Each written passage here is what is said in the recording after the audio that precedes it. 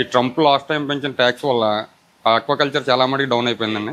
కేజీకి 100 నుంచి 150 రూపాయలు తగ్గించే పరిస్థితి. ట్రంప్ గారు చెప్పిన వల్ల రేట్లు తగ్గిపోయింది బాగా.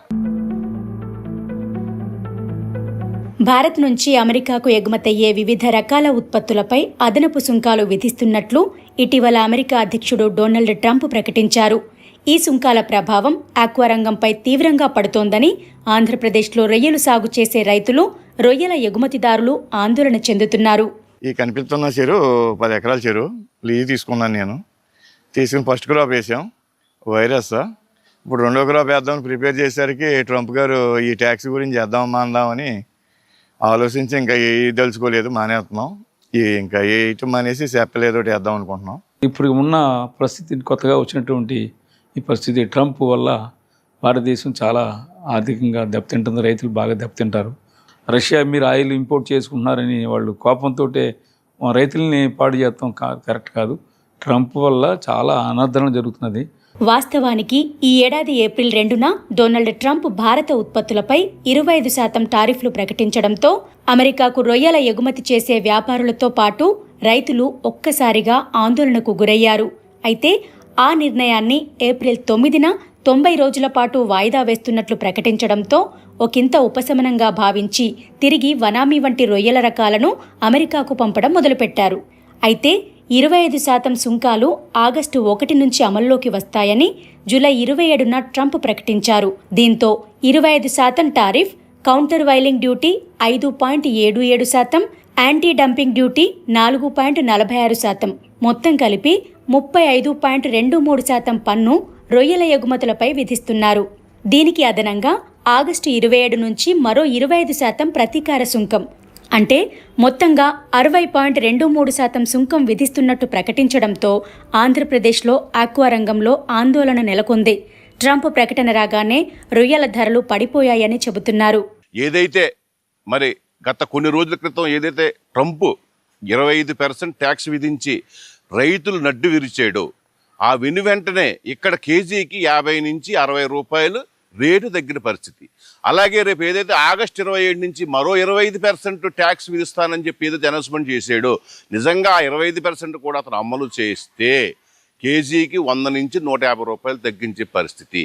ఆ రకంగా కనుక మరి రేపు ఈ ప్రాసెసింగ్ ప్లాంట్ కొనేవాళ్ళు కనుక రేట్లు కనుక తగ్గించుకుంటే ఇప్పుడు కల్చర్లో ఉన్న ఏదైతే రైతులు ఉన్నారో వాళ్ళందరూ రోడ్డున పడతారు.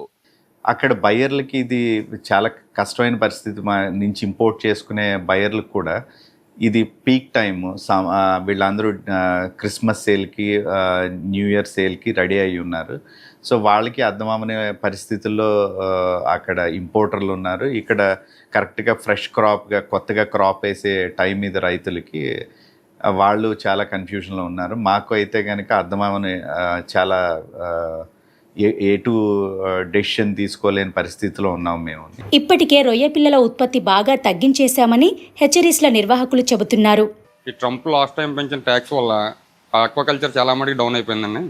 దానివల్ల హ్యాచరీస్ కూడా ప్రొడక్షన్ తగ్గించారండి, సేల్స్ తగ్గిపోయిందండి. మినిమం 100 మిలియన్స్ చేసేది ప్రజెంట్ ఇప్పుడు 70 మిలియన్స్ 60 మిలియన్స్ కూడా అవ్వట్లేదండి. ఇప్పటికే మార్కెట్లో రొయ్యల రేట్లు తగ్గిపోయాయని చిరు వ్యాపారులు చెబుతున్నారు. ఇది 60 కొండ వస్తుంది. ఫస్ట్లో రేటు 350-400 మధ్యలో ఉండేది. ఇప్పుడు దీని ధర వచ్చి 280-300 పడుతుంది. ఇదైతే 80 కొండ వస్తుంది. దీని రేటు 300 ఉండేది. ఇప్పుడు 240-220. రైతు ఏదో ట్రంప్ ఏదో ఎట్టారంటే మనకి తెలియదు. దానికోసం ట్రంప్ గారు చెప్పిన వల్ల రేట్లు తగ్గిపోయింది బాగా. 10 డేస్ నుండి రేట్ అయితే బాగా డౌన్గా ఉంది. 100 కొండ అయితే ఇప్పుడు 190 రూపాయలు రేటు ఉంది మ్యాక్సిమం. ఈ రోజు 10 రోజుల నుంచి రొయ్యల రేటు తగ్గిందండి. చేపల రేటు పర్లేదండి. కేంద్ర రాష్ట్ర ప్రభుత్వాలు రైతులను ఆదుకోవాలని రైతు సంఘం నేతలు కోరుతున్నారు.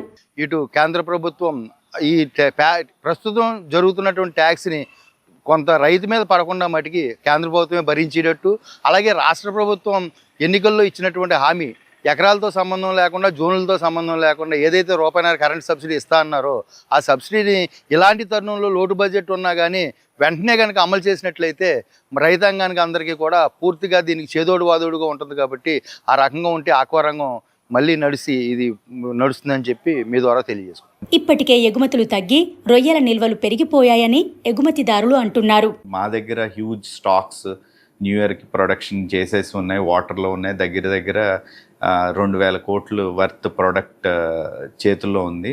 దీని వాల్యూ ఇవాళ 60% పడిపోవడం అన్నది మాకు చాలా ఇబ్బందికరమైన పరిస్థితి.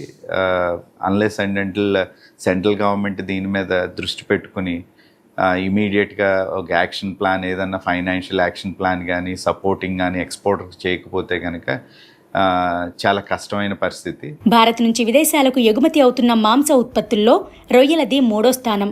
ఏపీలో చేపలు, రొయ్యల చెరువుల విస్తీర్ణం దాదాపు 5,70,000 ఎకరాలు కాగా రైతులు దాదాపు 2 లక్షల మంది వరకు ఉన్నారని అంచనా. రాష్ట్రంలో ఏడాదికి చేపల, రొయ్యల ఉత్పత్తి 51.58 లక్షల టన్నులు కాగా సముద్ర, మంచినీటి రొయ్యల ఉత్పత్తి సుమారు 18 లక్షల టన్నుల వరకు ఉంటుందని ఏపీ మత్స్యశాఖ జాయింట్ డైరెక్టర్ షేక్ లాల్ మహమ్మద్ చెప్పారు. ట్రంప్ పన్నుల ప్రభావాన్ని అంచనా వేస్తున్నామని, ఎగుమతి సవాళ్లపై దృష్టి పెట్టామని, రాష్ట్రంలోని ఆక్వా రైతులను ఆదుకునేందుకు ప్రభుత్వం కృషి చేస్తోందని Andhra Pradesh aquaculture development authority vice chairman Anam Venkataramana Reddy చెప్పారు. ముందుగా విద్యుత్ టారిఫ్ ₹1.5 రేటు రైతులందరికీ వర్తించే విధంగా సీఎం చంద్రబాబుతో మాట్లాడతామని ఆయన బీబీసీతో చెప్పారు. ఒక్క అమెరికాకే కాకుండా దక్షిణ కొరియా, యూకే, యూరప్, మధ్య ఆసియా, ఆఫ్రికా దేశాలకు రొయ్యలను ఎక్కువగా ఎగుమతి చేసేలా ప్రోత్సహించేందుకు కృషి చేస్తామన్నారు. యూకేతో ఇటీవల భారత్ కుదుర్చుకున్న ఫ్రీ ట్రేడ్ అగ్రిమెంటును ఎగుమతిదారులు వినియోగించుకోవాలని ఆయన సూచించారు. ఆర్గానిక్ మనం కనుక యూరప్ దేశాలకు వెళ్తే చాలా అద్భుతమైన మార్కెట్ వస్తుంది. అది కూడా పెద్ద కౌంట్స్ వస్తాయి.